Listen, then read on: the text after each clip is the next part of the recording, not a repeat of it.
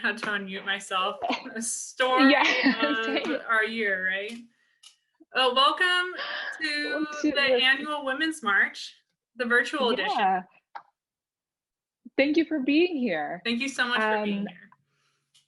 I am one of the co-chairs, Chanel Ambrose, and I use she, her pronouns.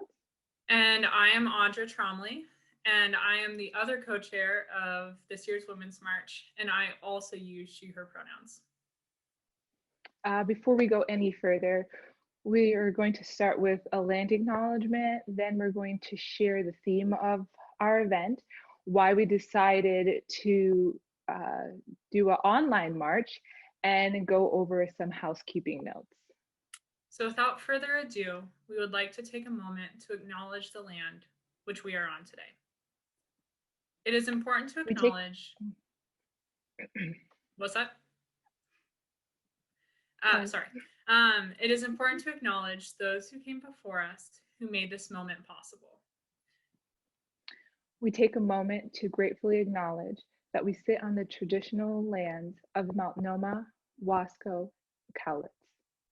The Cathlamet, Clackamas, bands of Chinook, Tualatin, Kalapuya, Malala, and many other tribes and native peoples living throughout the Columbia River Basin region who are prosperous today. Now please join us for a moment of silence.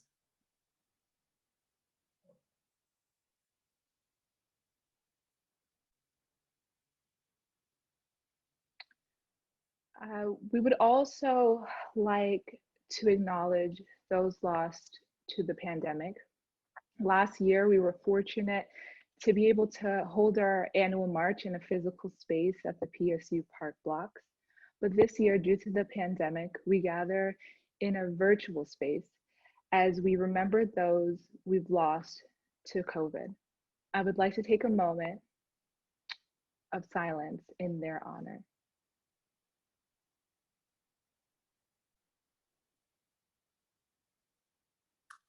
Our call to action this year is we are still marching because the work is not done.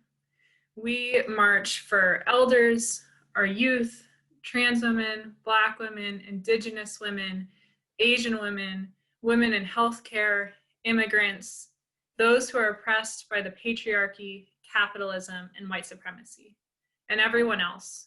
We march for you. Throughout this hour, we hope to inspire you and to educate you to continue to resist and to stand up for equitable, safe, and just communities. Because we are not free while any woman is unfree, though her shackles are different from ours. Audrey Lord. We chose to do an online event for multiple reasons. We found that everyone would be able to hear our message better. It was an opportunity to ensure our viewers and speakers' safety. And finally, we were able to not take any additional resources from other social movements happening on the ground in Portland right now. Closed captioning is available. Just click on the CC at the bottom of your screen. If you're watching on a cell phone, the best view is to turn your phone horizontally. And if you're feeling generous, there will be opportunities to donate to the participants in today's event or to the Women's March. And without further ado, let's get this party started. And we are thrilled to announce our first performer. Please welcome Rachel Wong. Hi everyone, my name is Rachel Wong. I'm a singer-songwriter based out of Portland, Oregon, and I'm super excited to be able to perform for you guys and be a part of the Women's March.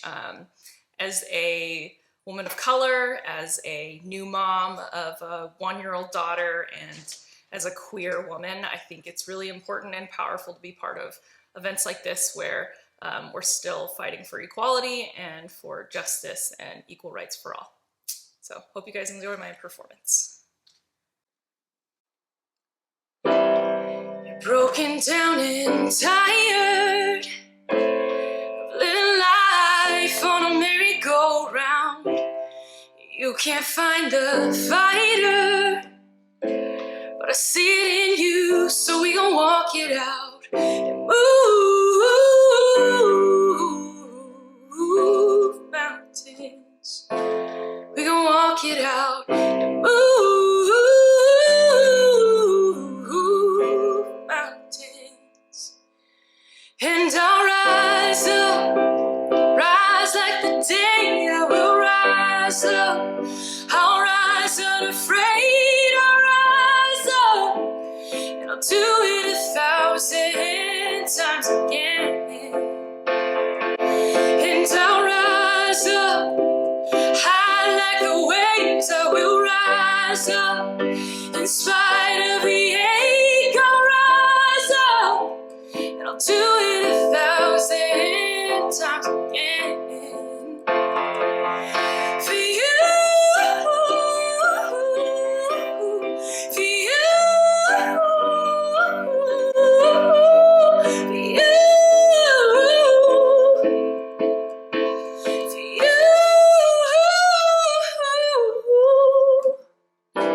When the silence isn't quiet, and it feels like it's getting hard to breathe, and I know you feel like dying, but I promise we'll take the world to its feet and move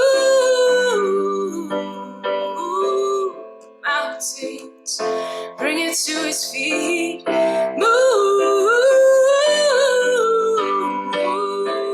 mountains. And I'll rise up, rise like the day. I will rise up, I'll rise unafraid. I'll rise up, and I'll do it 1,000 times again. For you, for you, for you.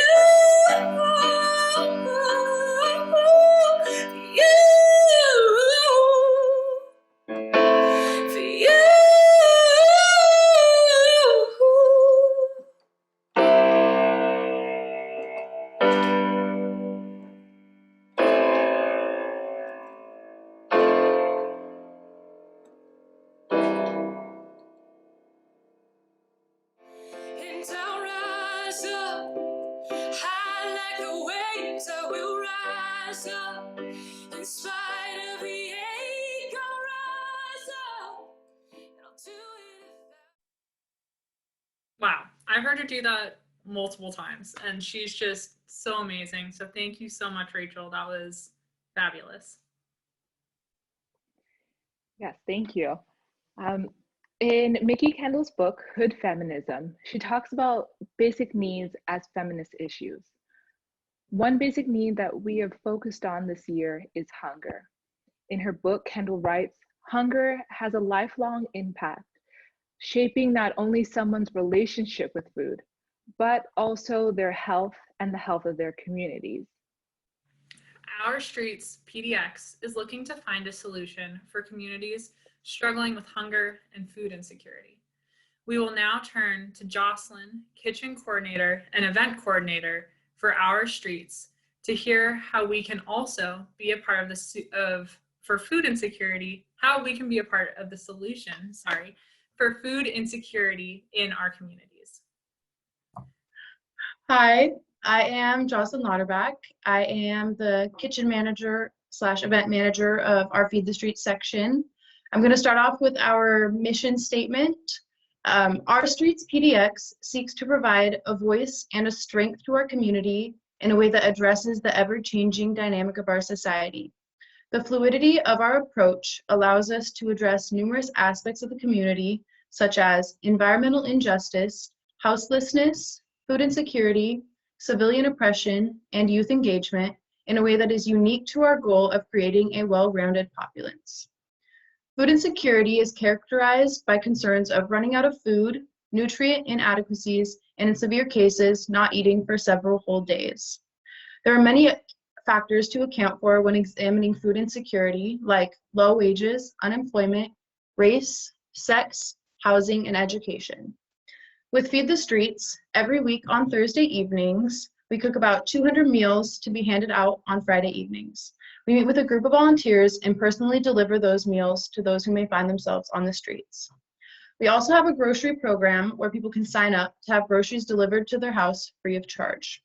Currently, we have 150 families with that program, 90 of those being single-family homes, and the majority live in low-income housing, as well as 60% of these families being a part of the BIPOC community. Unfortunately, BIPOC communities face a higher chance of having household food insecurity due to a lower average wage income. Women are also vulnerable in all aspects of food insecurity and its health consequences, from availability, access, and stability. Food insecurity also can affect many people in numerous ways, especially during COVID with unemployment and rising prices. Without food, people become malnourished and more susceptible to diseases and weaken immunity. In the last 8 months of Feed the Streets, we have distributed 61,473 pounds of produce, dairy, and protein. We have made and distributed 7,216 meals to the houseless community and delivered 1,858 grocery boxes to residents in the Portland and surrounding communities. I just want to end this off by saying that we really want to see more people involved in the community and acting on issues like food insecurity. I think that there's a lot of speculation around the houseless community and that they deserve to be in the position that they're in, but just because someone can't afford to put a roof over their head, or they lost their family or their job, or they have addiction, or whatever their circumstances may be, doesn't mean that they don't deserve kindness, shelter, and food. At the end of the day, they're still human beings like the rest of us. They fight their own battles and they deserve to be treated that way. If you go through a hard time in your life, there's usually people like your friends and family to help you get through it and be that resource and that outlook for you. So by us going out and personally being face to face with those who are struggling and showing them that someone cares can go a long way and do the same thing for them. If you would like to get involved, you can sign up to volunteer or donate through our website at ourstreetspdx.org. You can also follow our Facebook and Instagram pages through the same username, as well as text OSPDX to 44321.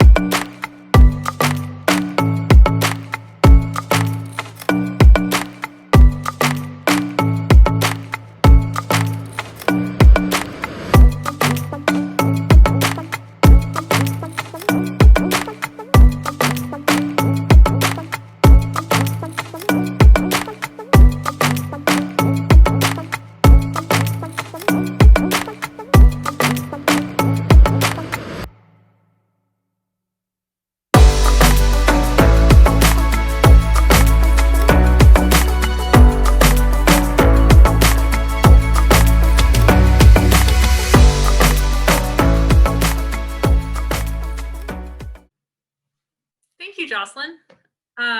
We hope that everybody has an opportunity or had an opportunity to go to the link in the chat and contribute to our streets PDX. Our next performer is a poet, Isha Petal-Wright. Will you please join me in welcoming Isha? Chudagini and Daye, Dela Achawa Amnashi, Isha Shoshani Petal-Wright. Senda Poland Senda Salacha Denni, Tatina Li Tatutni, Tatina Li Iwakskini, Tatina Li Modakni, Tatina Li Salacha Denni, Tatina Li Wishram, Tatina Li Wasko. Nich Klawe Any Naimoma, Hahatwai, Exlama, Wanisha, Isha Shoshani Petal-Wright. Waklisina Nukins, Gawe Sassis, Isha Shoshani Petal-Wright. Hello, my beautiful relatives and friends. My name is Isha Shoshani Petal-Wright. I am 17 years old and I'm a member of the Confederate Tribes of Warm Springs, descendant of the Select people in the Adaptive Klamath Modoc. I proudly represent Portland State University and Name Many Nations Academy as a 2019-2021 Miss Naimuma. When I am introducing and speaking to a new group of people, I always introduce myself first in my traditional language. I speak it because a lot of my family members don't know how to speak it, and I'm a proud person who knows how to speak my language. I speak to the ancestors and to the spirits who are here around us all the time. To the ancestors that have been on this ground and on this earth for thousands of years. So I want to thank you all for having me speak and letting my voice be heard. So thank you.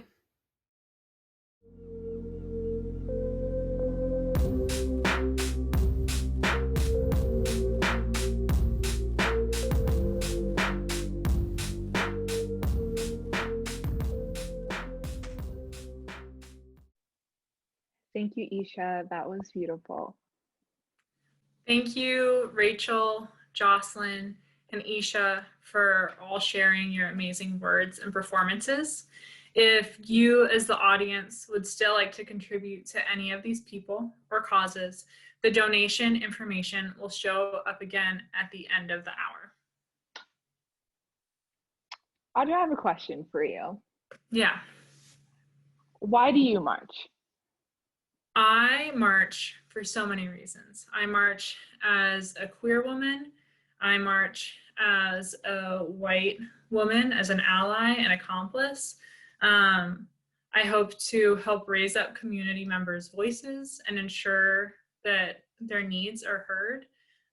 We still have so much to work for, and that's why I'm still marching. Like you mentioned earlier, we are not free until everyone is free. Why do you march, Chanel?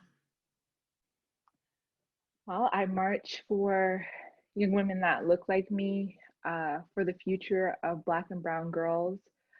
I march for immigrant mothers. I'm a child of immigrants, so to have those voices be amplified and brought to the table, that's why I still march. Well, thank you for sharing that with me. So now we want to bring in some other folks' voices from the community who are going to tell you why they still march.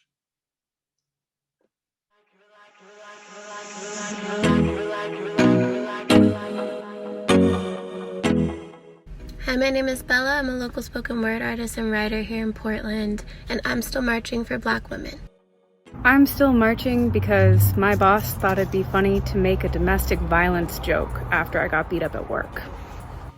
I'm still marching because I love celebrating all the women in my life, because they're all amazing. ¿Qué todavía marcho? Porque todavía existen situaciones en este país que mujeres no sienten seguridad. No sienten que tienen autonomía por sus propios cuerpos. Marcho para todas las mujeres en este país que no tienen voz, porque las voces de ellas están silenciadas. Para que mis sobrinos sepan que las niñas en sus clases tienen el mismo capacidad para lograr sus sueños. Que sepan que los hombres también pueden llorar y ponerse vestidos. Para mis sobrinas, que tengan habilidad a vivir como ellas quieren, con quien quiera. Y para todas las niñas que todavía no están aquí, que nada, ninguna decisión, alguien puede preguntar, pero una mujer. My name's Anik, and I march because I'm not a stepping stone for the white patriarchy, and neither are you. I'm still marching because I want the next generation of young people to grow up in a world where they aren't valued by their gender or the color of their skin. I'm still marching because women's bodies are still being policed.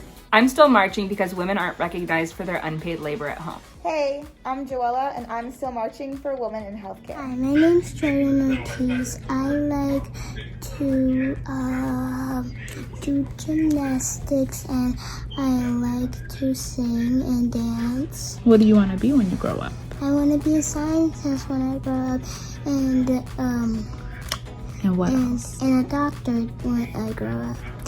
This is why we still march, so that little girls who look like my daughter can have the opportunities to do the things that they want to do. No questions asked. Once we grow up.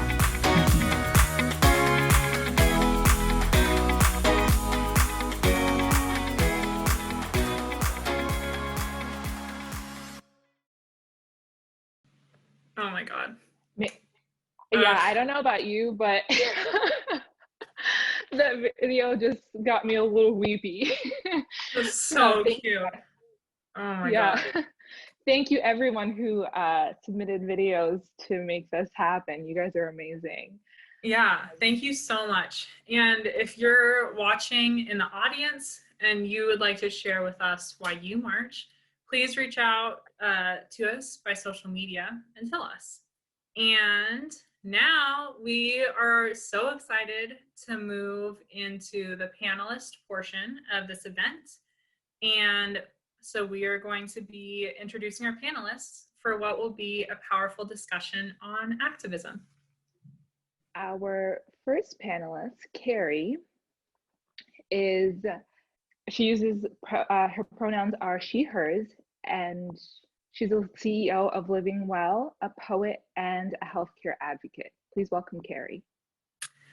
Our next panelist is Olivia Pace. She uses she, her pronouns, is a writer of the zine called Wash Day, and she is an advocate in the Portland community.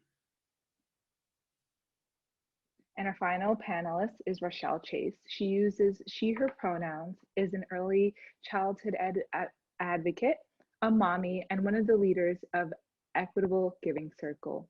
Welcome.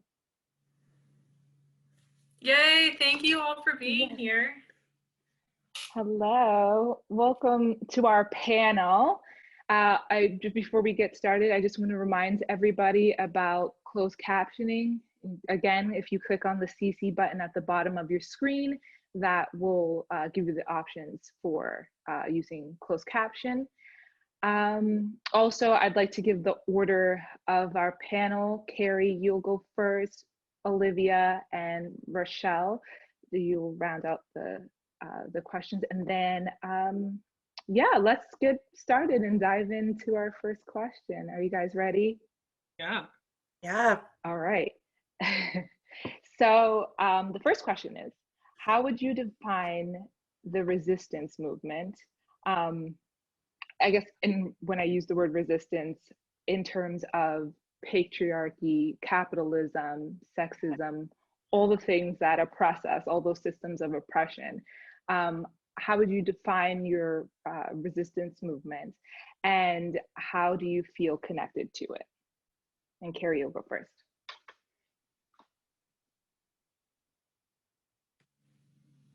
Carrie, I think that you're muted.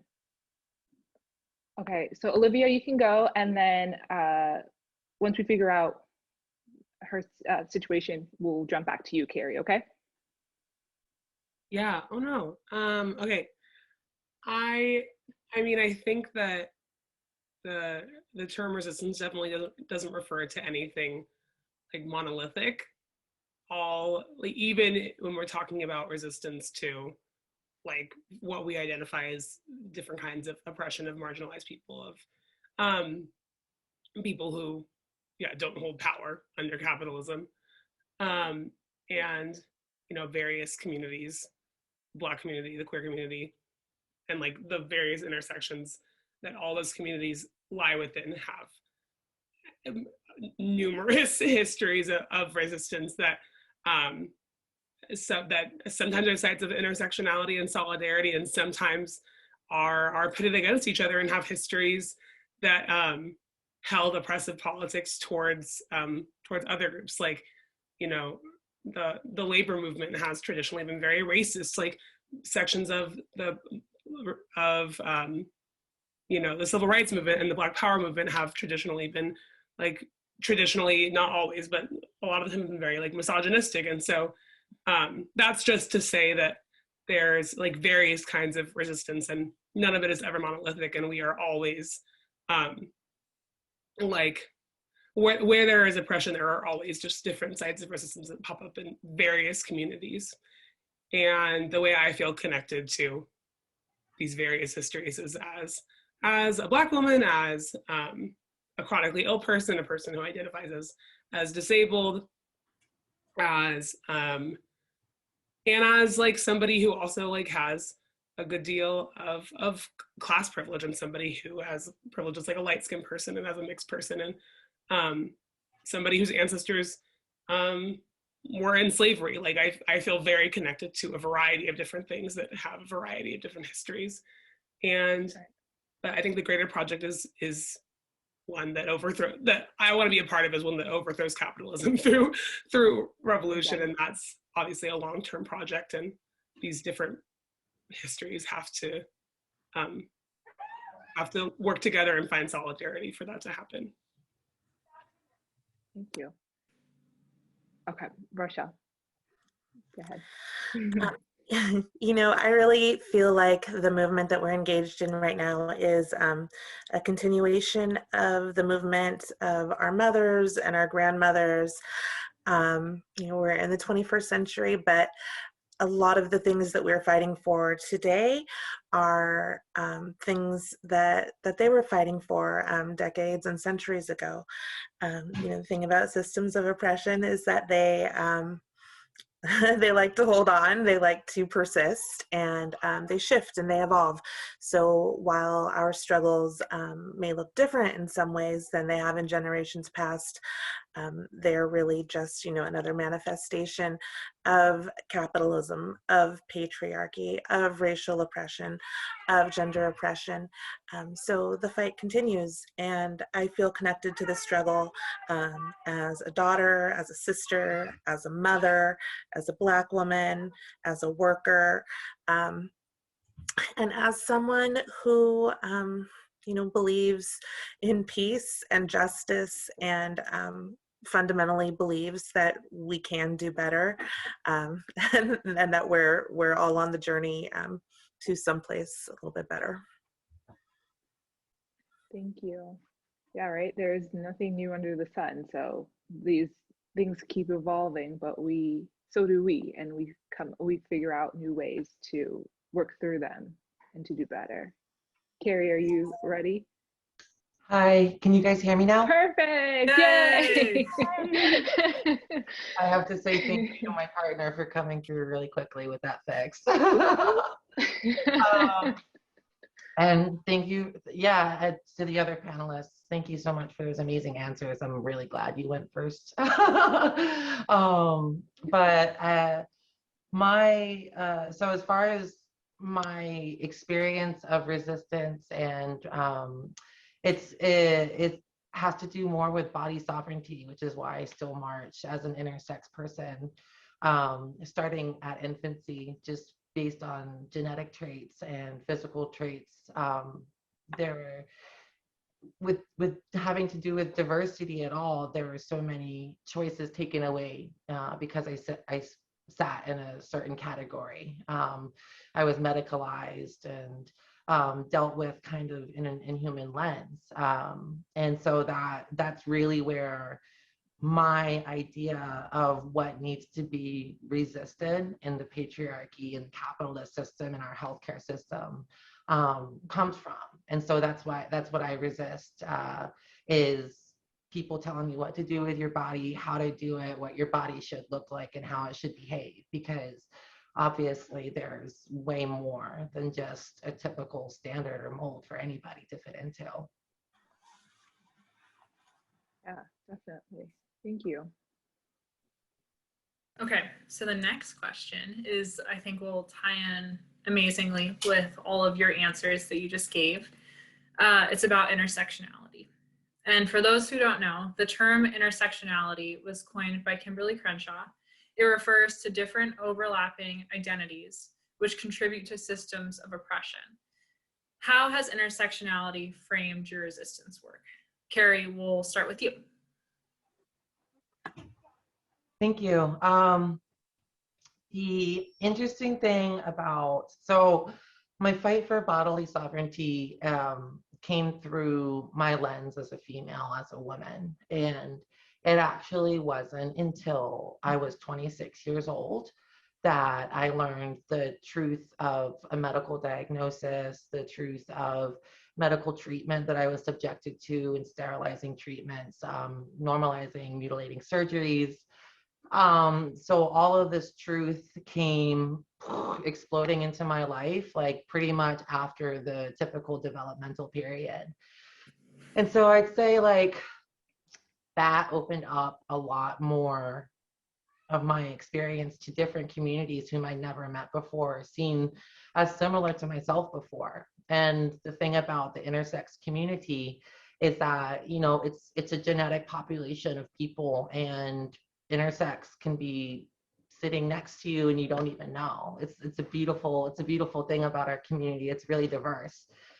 And we're global, we're widespread, and we're just a very natural occurrence in humanity. And so that's what I love about my community, is that it can come in any shape, color, nationality, religion. And that's kind of what intersectionality means to me at this point, when I'm fighting for liberation from my body, from an oppressive healthcare system and an oppressive governmental system. I'm fighting for the liberation of all of us. And there's a wide definition of what that includes. Thank you. Olivia, you're next.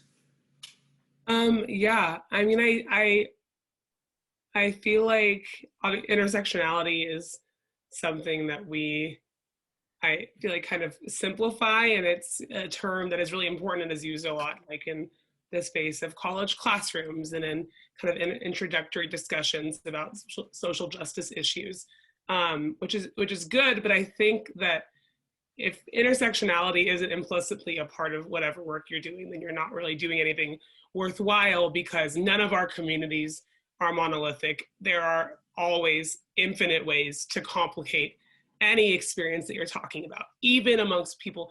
Like, even there could be another biracial, Black, queer, like chronically ill 24-year-old woman like in the room with me, who grew up in the same neighborhood as me, and we could still have a myriad of different experiences, variety of those kinds of experiences that would complicate our lives and the oppression we experienced and how we saw the world, and that would speak to different solutions for those different kinds of oppression. And so I feel like intersectionality is just a constant part of how I'm looking at the world. And through my writing, I try to focus on international, domestic, and like local current events through like a Black feminist socialist lens. And that pushes me to kind of always be questioning, how am I linked to these various struggles? How is my experience different from these various struggles? How can I speak to the links between these issues within the African diaspora?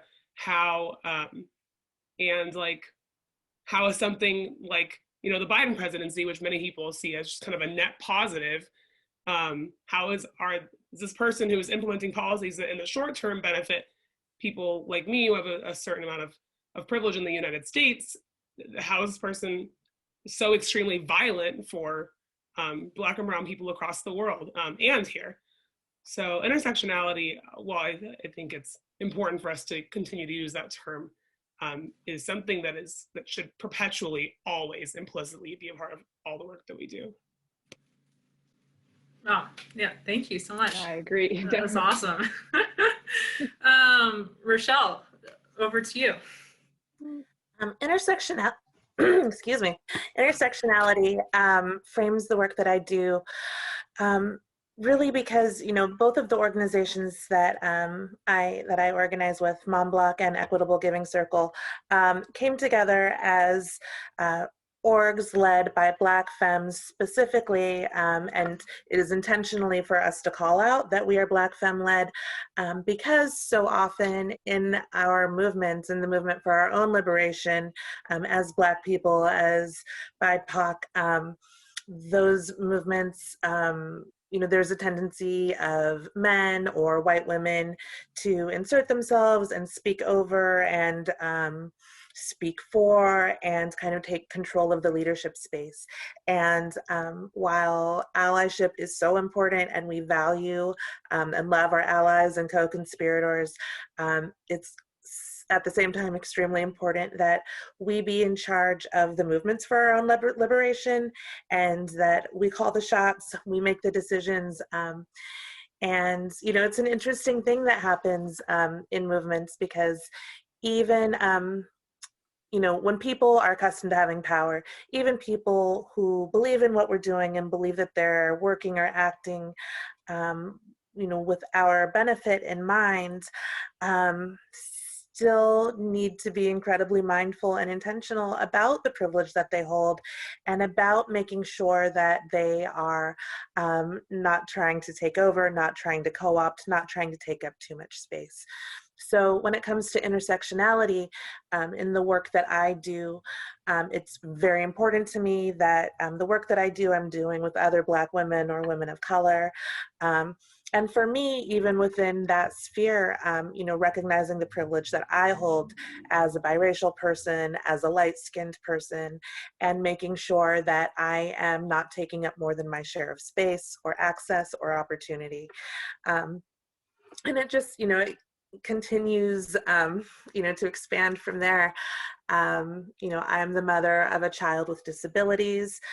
It's important for me to advocate for him as his mom. It's also important for me to recognize that I am not a person who experiences disability and not to speak on behalf of the disabled community. So I think it's just super important always that we, in whatever space we occupy, we recognize our privilege. We recognize our oppression, we recognize how that might be relative to someone else's, and we stay mindful and cognizant about the space that we're taking up and where we're stepping in. Are we stepping in where we're actually needed, or are people able to speak and advocate for themselves and need our support? Thank you so much. Thank you all. That was wonderful. Yeah, definitely. I mean, I think as we, I guess the common theme for the last two questions is that none of us are monolithic. None of the spaces that we are in or hold are monolithic. Either our experiences, although like Olivia was saying, we can meet someone who has very similar upbringings, you know, we can experience different things, and that's what makes coming together for these movements and intersectionality so rich and so beautiful, is that we can learn so much from each other. Although it may seem like we have so much in common, there are so many things that we can experience from one another in making this work move forward. So thank you. Our final question. Oh, this is going really fast. Our final question is, how can others engage in resistance work in our community? So Carrie, you first. I'll speak from engaging on an intersex level as a female.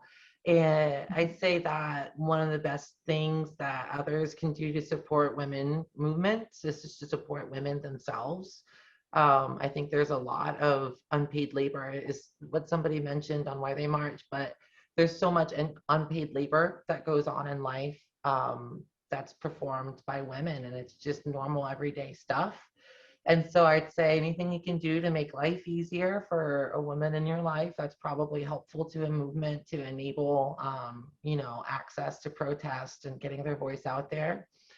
And as an intersex person, to support our movement is really important for me. I'd like to say that bodily autonomy and youth rights are at the forefront of our movement. We protect the children's right to decide for themselves, especially if there's a child born intersex. You know, I think one of the things I faced growing up was that there were so many options forced on me, and it was femininity being coerced out of me, out of my body, shaped from my body.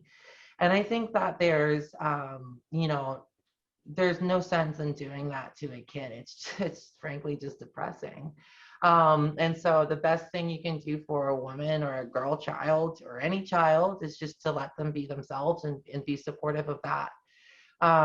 And that is, I'm going to say that, and there's a lens within queer culture and trans culture here in Oregon. I'd have to say I feel equally strong about not labeling your child as non-binary as I do about not labeling your child female or male specifically. I want to say that like the institution of gender is something that I don't put any stock or faith in, because if there's anything I know as a human being, it's that you can be however you want and your body can be however it wants to. It's just nature. So I'd have to say regulating each other with behavioral guides or anything like that It doesn't work for women or intersex people or children or anybody. Thank you. Yeah. Olivia? Yeah, thanks for that answer, Carrie. That was really rad. I really love Adrienne Marie Brown. She is another biracial woman and a Virgo as well. So I really feel Yeah, strongly. Virgos.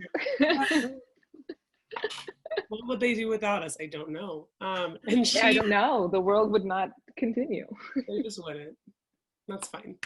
I'm happy to feel needed. And anyway, yeah. Marie Brown, I can't remember what I was watching an interview with her. It wasn't recent. It was, I don't know, I was just on YouTube and was watching the interview with her, and she was talking about organizing, and she was kind of speaking to, like, there's this tendency from people who have been doing work like this for a long time, or people who are just getting involved, from people who are like becoming like woke, to be like, like there's so many things, and I'm complicit, and I have to do something, and there's kind of this tendency to feel like you just have to do everything, and you can't. And actually, like, especially if you're somebody who has like certain privileges, entering spaces where the work is about a oppression that you don't experience, it actually is very like toxic for you to think that you are somehow like capable of solving all these problems and taking up all this work and doing it successfully. And what Adrienne Marie Brown said in this interview is like,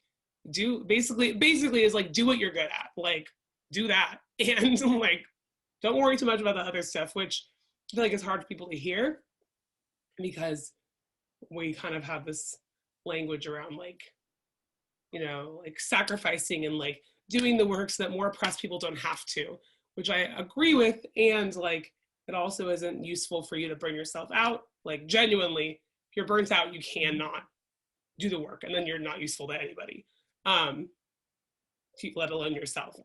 And like, we shouldn't, and also the work shouldn't have to be as laborious as it is.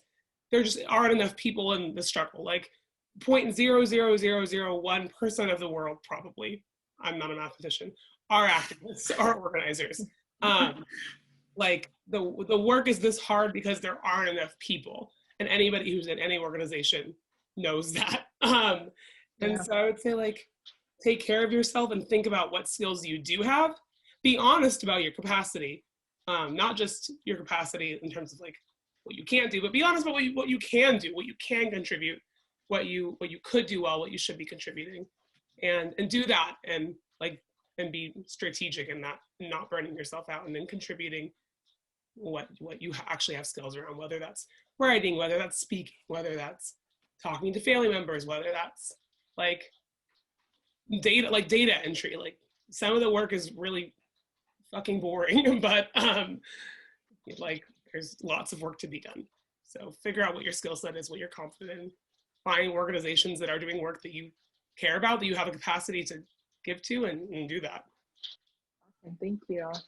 Yeah, I started reading Wash Day, and that intro, it goes hand in hand to what you're talking about. Like if you feel burnt out, like you can't do anything, you can't be good to anyone, and I feel like that's really good advice. Thank you.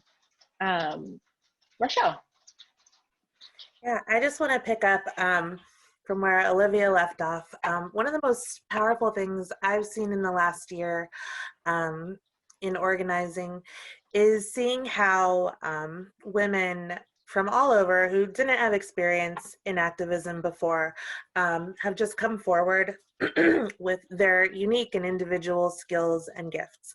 As Olivia pointed out, there are all kinds of needs, and you'll be most impactful when you are doing what you're best at.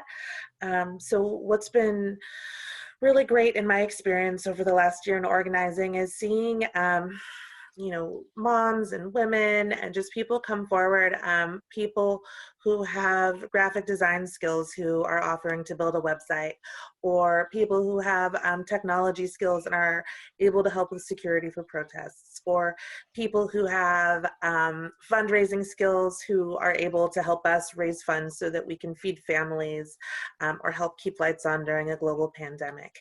You know, it's not all like it's not all like picket signs and gas masks and all of the things that you know, we saw last summer and that we're seeing on the news.